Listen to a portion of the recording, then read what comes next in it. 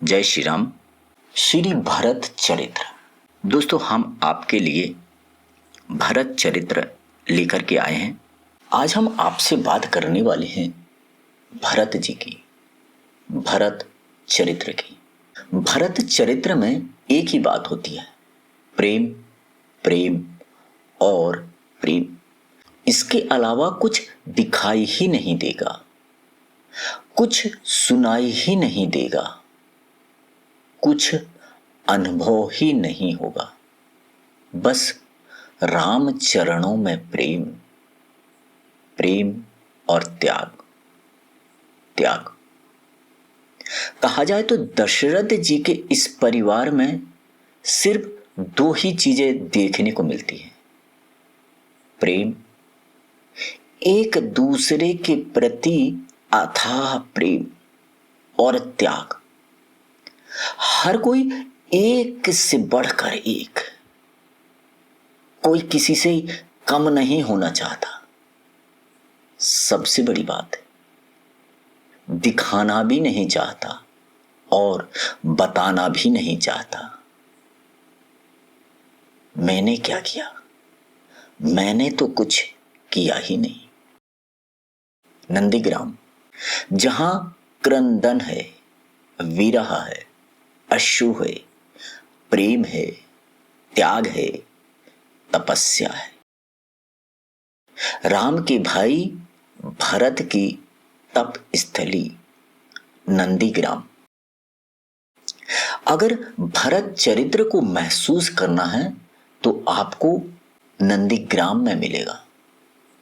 भरत की व्याकुलता, वो राम प्रेमी जो कुछ नहीं चाहता, न वैभव, न श्री, न धर्म का बोझा, और तो और न मुक्त की लालसा। फिर क्या चाहता है?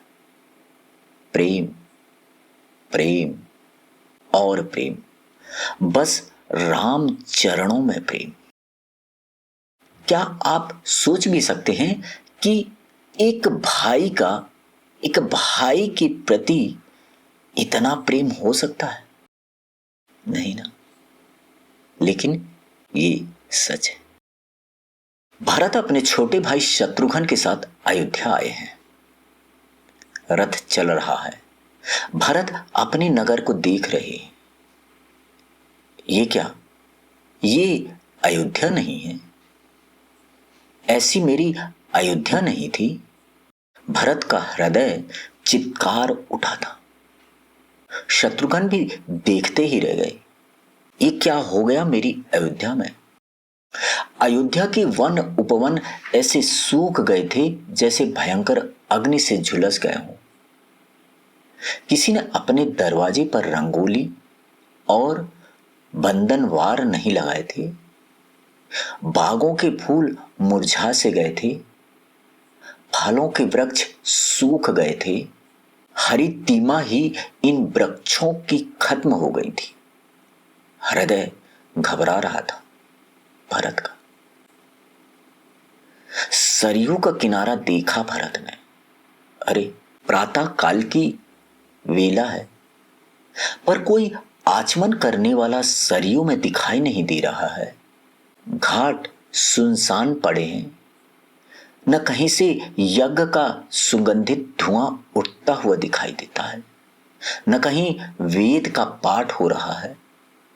हृदय कांप रहा था भरत और शत्रुघ्न का। ये हो क्या गया मेरी अयोध्या को? वृद्धजन रास्ते में मिल रहे हैं भरत को, पर मुंह फेर लेते हैं भरत से। अनुज, देखो ना, ये अयोध्या के लोग मेरी ओर देखते भी नहीं हैं। भरत को समझ नहीं आ रहा है। रथ को किस महल के आगे खड़ा करूं? सारथी ने विनम्रता से पूछा। अनुज, आर्य श्री राम तो माता कैकेयी के ही महल में होंगे ना? शत्रुघ्न से पूछा भरत ने। हाँ भैया, बड़े भैया श्री राम मां कैकेयी के ही महल में ज्यादा रहते हैं। सारथी ने बिना कुछ बोले ही रथ को मोड़ दिया था कैकेयी की महल की ओर। धीरे से एक अयोध्या का नागरिक भरत के रथ को कैकई के महल की ओर मुड़ते देख करके बोल दिया, देखा, ये सब कैकई और भरत का ही षड्यंत्र था। मैं तो कह ही रहा था, मां जैसी होती है पुत्र भी वैसा ही होता है। पर शायद भरत ने इस ओर ध्यान नहीं दिया। आ गए अयोध्या नरेश श्री भरत जी महाराज आ गए। मंथरा तो कल से ही प्रतीक्षा में है कि कब भरत आए और उनका राज्याभिषेक हो। आ गई अयोध्या नरेश। ये सूचना भी मंथरा ने दौड़कर कैकई को दी थी। आगे बढ़कर के भरत की आरती कैकई ने की।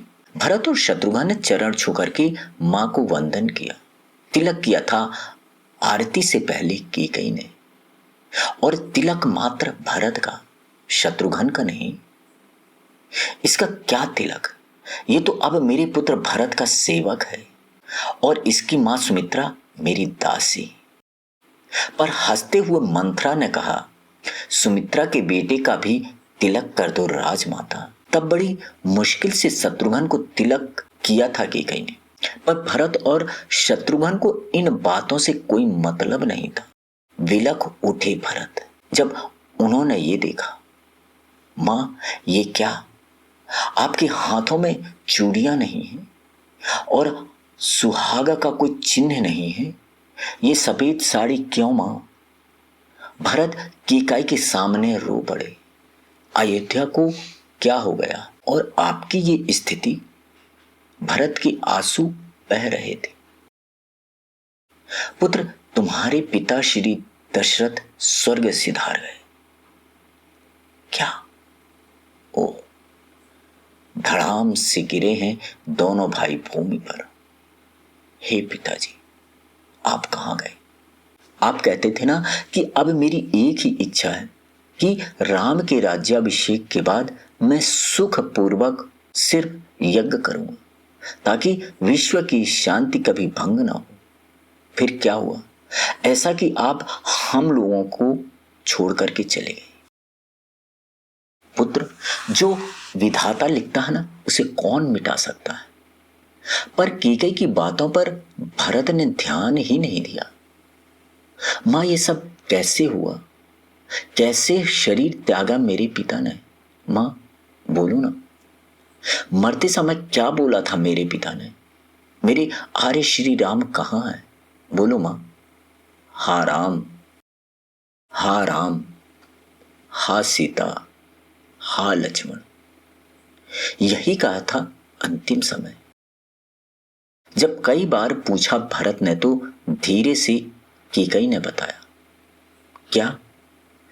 क्या उस समय आर्य श्री राम पिताजी के पास नहीं थे? नहीं, वो वनवास में गए हैं। इसलिए तो तुम्हारे पिता ने मोहवश अपने शरीर को त्यागा। कैकई ने सपाट सा उत्तर दिया। वन में वनवास गए मेरे आर्य श्री राम? अब भरत ने कैकई की मुख की ओर देखा। कैकई ने अपनी नजरें झुका ली। क्यों गए हैं वनवास मेरे श्री राम? क्या किसी स्त्री के साथ मेरे श्री राम ने गलत व्यवहार किया? क्या किसी निर्दोष की हत्या की मेरे श्री राम ने? गौ को मारा क्या मेरे श्री राम ने? भरत ने सीधे प्रश्न किया। नहीं, राम किसी स्त्री पर कुदृष्टि कैसे डाल सकता है? नहीं, राम कैसे किसी निर्दोष को मार सकता है? नहीं, राम के द्वारा गौ की हत्या मतलब ही नहीं। कैकई ने भरत से कहा। फिर क्यों वनवास गए मेरे श्री राम? बोलो मां, बोलो, जल्दी बताओ। बोलती हूं, पहले थोड़ा बैठ तो लो, थक गए हो गए, बैठ जाओ, पहले जल पी लो। अरे मेरा राजा भरत, आओ आओ। मंत्रा सज धज के अब आई है सामने। शत्रुघ्न ने धक्का देकर के उसे हटाया। वो दूर जा गिरी। मां, बताओ, मेरे श्री राम को क्यों वनवास मिला? क्यों वनवास मिला, बोलो मां। तब केकई ने बताया, मैंने अपने 2 वरदान मांग लिए थे तुम्हारे पिता से। भरत ने पूछा, कौन से वरदान और क्या वरदान? पहला वरदान तुम्हारी राजगद्दी और दूसरा वरदान राम को 14 वर्ष का वनवास। अंगार की तरह लाल हो गए भरत के नयन। यह क्यों नहीं कहती कि बिना मांगे अपने पति की हत्या मांग ली मैंने? भरत को क्यों छोड़ दिया तूने? मेरे भी मरने का वरदान मांग लेती। तू मानवी नहीं है केकई, तू पिशाचिनी है, तू शर्पणी है। जैसे शर्पणी जन्म लेने के बाद अपने ही अंडों को निगल लेती है ना, तूने भी वही काम किया। अरे चराचर के प्राण पे श्री राम तुझे अप्रिय लगे। अब चाहे कुछ भी हो, पर तुझे अब अयोध्या का राजा बनना है।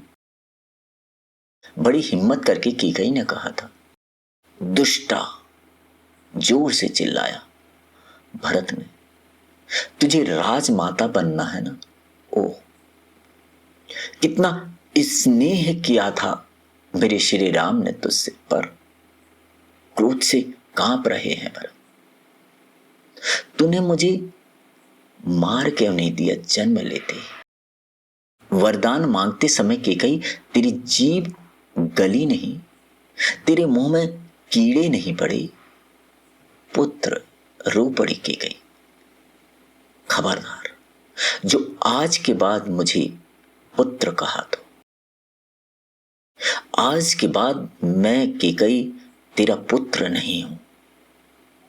आज के बाद तू मुझे पुत्र नहीं कहेगी और ना मेरी तू मां है।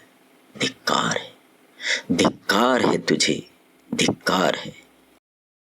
केकई रोने लगी और भरत वहां से निकल पड़े। मां, मां, दरवाजा खोलो मां। मां कौशल्या का दरवाजा खटखटाया था भरत ने। कौन? कौशल्या ने पूछा। मैं भरत, तेरा कुपुत्र मां। मैं भरत, तेरा कुपुत्र मां, भर्राई आवाज में बोले। कौशल्या ने दरवाजा खोला और अपने भरत को गले से लगा लिया। मां, तेरा ये भरत ना होता तो आज तू विधवा नहीं होती ना। आज ये भरत ना होता तो मेरे आराध्य श्री राम को वन वन में न भटकना पड़ता ना। मां, आज ये भरत ना होता तो आज ये अयोध्या उजड़ी ना होती ना। आंसुओं की धारा बह रही है भरत की। मां, आज ये भरत ना होता ना तो सब अच्छा होता ना मां। मुझे तो नर्क में जाना चाहिए, मेरे कारण सब दुखी हैं। ओह, पर मां, मेरे जैसे पापी को नर्क में भी जगह कहां हो गई है ना मां? मुझे तो नर्क में भी जगह नहीं मिलेगी। मां, मेरे आर्य श्री राम वन में नंगे चरण चले गए। मेरे कारण मेरी पूज्या भाभी मां सीता भी। भरत की वाणी अवरुद्ध होने लगी और अचेत हो गए। कौशल्या ने दौड़कर संभाला भरत को और उसके माथे को चूमते हुए बोली, भरत, तू रघुकुल का दिया है और श्री राम रघुकुल का मणि है। मणि टूट भी जाए तो बच जाता है, पर दिया एक फूंक से ही बुझ जाता है। भरत, तुझे नहीं बुझने दूंगी मैं। भरत को अपने वात्सल्य के अंक में भर लिया मां कौशल्या ने। कुछ समय के बाद कुछ चेतनता आई भरत को। दोस्तों, नंदीग्राम का ये अनुभव, भारत का वो प्रेम, और हाँ, निष्काम प्रेम, आज के इस स्वार्थपूर्ण जगत में भारत प्रेम की ये बातें हृदय को शीतलता तो प्रदान करती ही हैं, एक संत ने ये भी कहा है, राम के बिना जब जब हुई है अयोध्या, तब तब उजड़ी है।